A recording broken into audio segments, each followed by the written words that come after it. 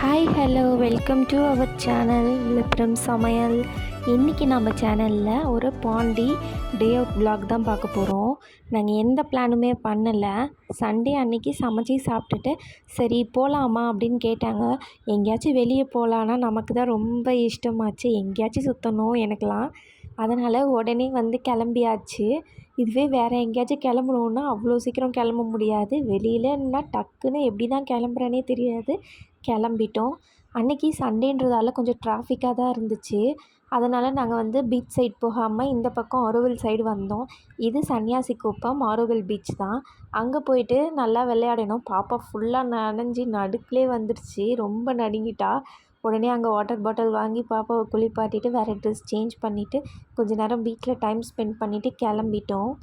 Next பக்கத்துலேயே இன்னொரு beach போகலான்னு சொல்லிட்டு பாண்டி மெரினா தான். எப்பயுமே நாங்கள் அங்கே தான் போவோம். இன்றைக்கின்னு பார்த்து தான் நாங்கள் இந்த சைடு வந்தோம். சரி அதையே விட்டு வைக்கணும்னு சொல்லிவிட்டு அங்கேயும் போயிட்டு பீச்சில் ஈவினிங் டைம் ஒரு 6 o'clock போல் ஆகிடுச்சு. கொஞ்சம் நல்லாவே கூட்டமாக இருந்துச்சு. பாப்பாவும் ரொம்ப விளையாடிட்டே இருந்தா, கூப்பிட நிற்கவே இல்லை. நாங்களும் அங்கே கொஞ்சம் டைம் ஸ்பெண்ட் பண்ணிவிட்டு பீச்சுக்கு ஆப்போசிட்டில் இருக்கிற மெரினா ஃபுட் கோர்ட் உள்ளே தான் போயிருந்தோம். அங்கே ஃபோட்டோஸ்லாம் எடுத்துக்கலாம். அப்புறம் குழந்தைங்கள்லாம் விளையாடுறதுக்கு கேம் சென்டர், அப்புறம் ஃபுட் ஷாப்ஸு இந்த மாதிரி நிறையா இருக்கும். குழந்தைங்க கூட நல்லா என்டர்டெயின் பண்ணதுக்கு இது ஒரு நல்ல ப்ளேஸாக இருக்கும்.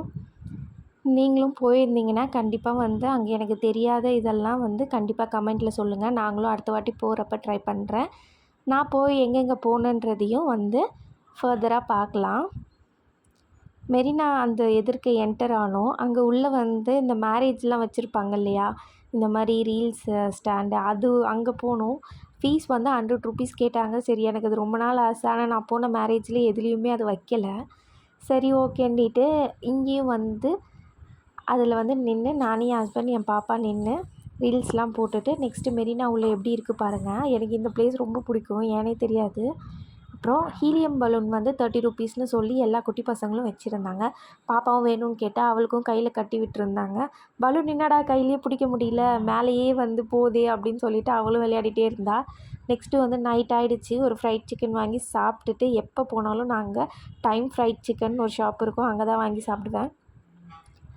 அதுக்கப்புறம் பாருங்கள் நைட்டில் பீச் எப்படி இருக்குன்னு. செம்மையான அலை சவுண்டு.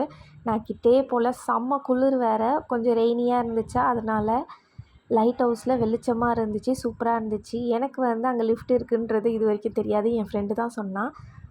அதுக்கப்புறமா போகிற வழியில் பாட்டி பஜ்ஜி கடை.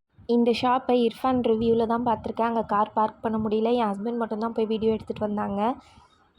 ஒரு சிக்கன் போண்டா, அப்புறம் ஒரு ப்ரான் பஜ்ஜி வாங்கிட்டு வந்திருந்தாங்க. டேஸ்ட் வைஸில் எனக்கு சுத்தமாக பிடிக்கல.